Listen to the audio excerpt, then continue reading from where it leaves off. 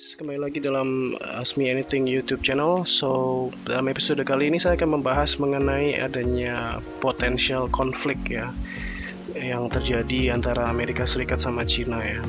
Sebenarnya udah lama terjadi ya di sebelumnya bahwa Presiden Trump ini selalu nggak terlalu suka dengan politik dari pemerintah Tiongkok ya. Dalam hal ini pemerintahan Xi Jinping dari Cina.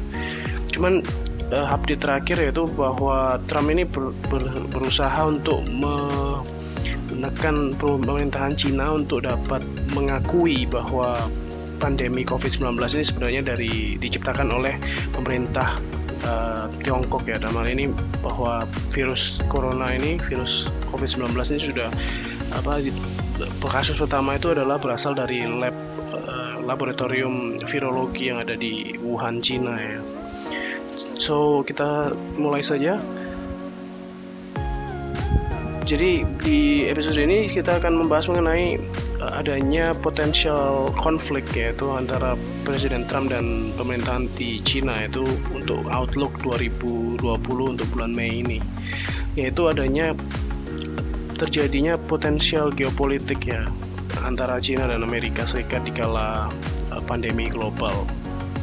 Ini dikutip dari halaman CNBC Indonesia, yaitu ternyata Trump ini masih kembali untuk mengancam pemerintahan Tiongkok ya, karena pemerintahan Amerika Serikat ini berusaha untuk membuktikan bahwa sebenarnya virus COVID-19 ini diciptakan oleh pemerintah Tiongkok atau pemerintah Cina, atau di kasus pertama itu adalah kesalahan pemerintahan Tiongkok yang tidak yang terjadi di lab virologi tersebut yang tidak memiliki keamanan yang bagus.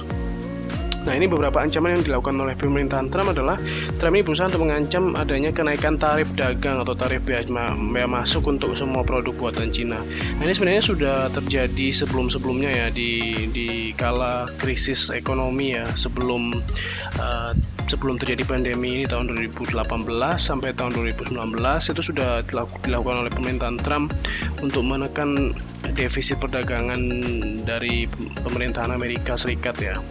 Nah, ini akan digencarkan lagi oleh pemerintahan Trump untuk memberikan tarif ke semua produk buatan Cina yang diekspor ke Amerika Serikat. Kemudian Trump juga akan mengancam bahwa untuk menghapuskan rantai pasok industri global di Cina. Nah, ini sesuatu yang baru karena sebenarnya semua barang yang dibuat di seluruh dunia ini saat ini itu semuanya adalah buatan Cina. Nah, itu yang membuat Trump berusaha untuk mengalihkan rantai pasokan ini yang bukan lagi dibuat oleh pemerintahan Cina atau tidak dibuat di Cina, melainkan dibuat di Amerika Serikat atau di negara-negara lain di Asia Pasifik seperti itu. Nah, ini mengancam bahwa untuk mendorong memindahkan sumber manufaktur yang dari Cina itu ke tempat lain, misal ke Vietnam, ke Filipina, ke Malaysia, atau ke Indonesia, atau ke negara-negara berkembang yang lain seperti itu. Jadi intinya adalah Amerika Serikat ini nggak suka dengan pemerintahan Cina yang memonopoli lah, seakan-akan memonopoli seluruh perdagangan dan manufaktur yang ada di dunia seperti itu. Nah, yang berikutnya itu adalah Trump juga mengancam untuk menghapuskan insentif pajak. Nah, insentif pajak ini sebenarnya diberikan oleh pemerintahan Amerika Serikat yaitu The Fed untuk membantu meringankan beban dari perusahaan-perusahaan selama pandemi global ini. Salah satunya itu adalah Corona Bond Fed yang mengucurkan dana sebanyak 2 triliun US dollar. Nah, itu yang atau lebih ya, sampai tak terbatas lah intinya. Nah, itu diberikan kepada perusahaan-perusahaan kecil atau perusahaan-perusahaan yang esensial ya, perusahaan yang besar seperti kayak Boeing atau yang lain seperti itu.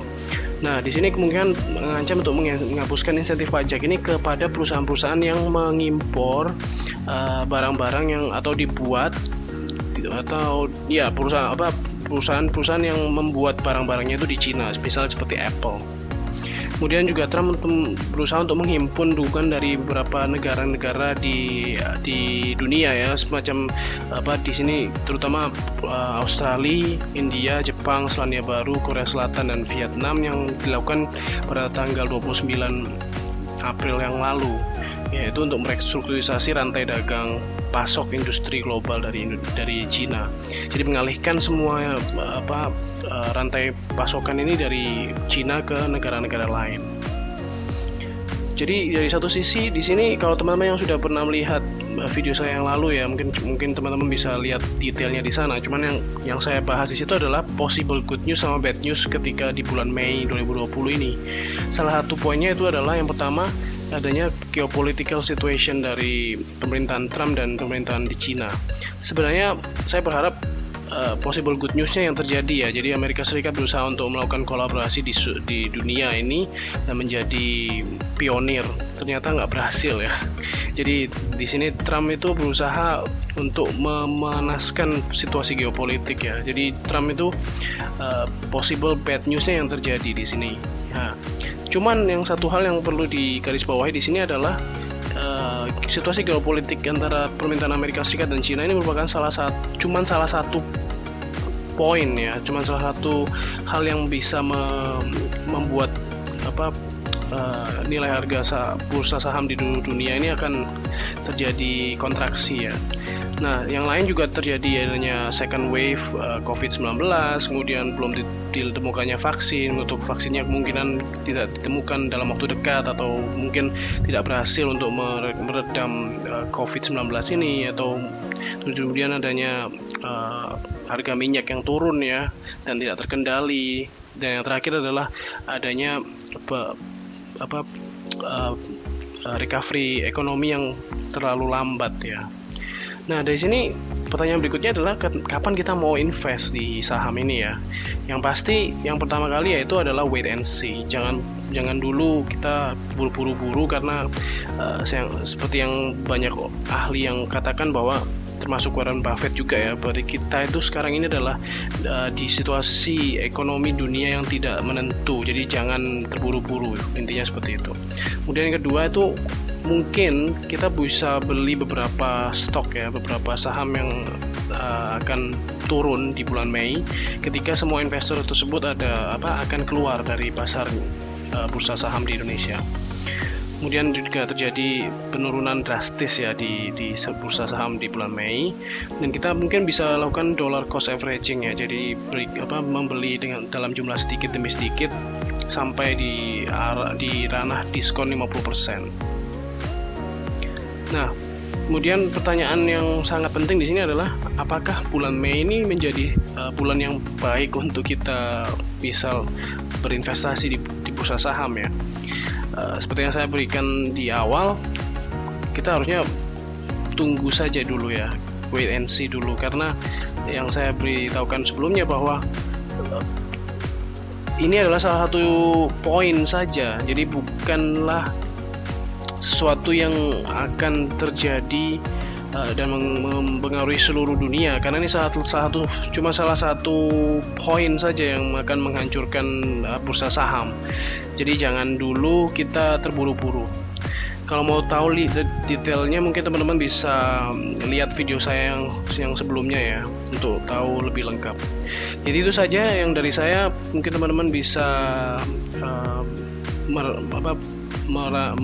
mendapatkan sesuatu ya dari video ini, dan kemudian kalau teman-teman ada ide yang lain mungkin teman-teman bisa komen di kolom komentar, dan semoga teman-teman bisa sehat selalu ya dalam kondisi pandemi ini, dan selalu bisa berinvestasi.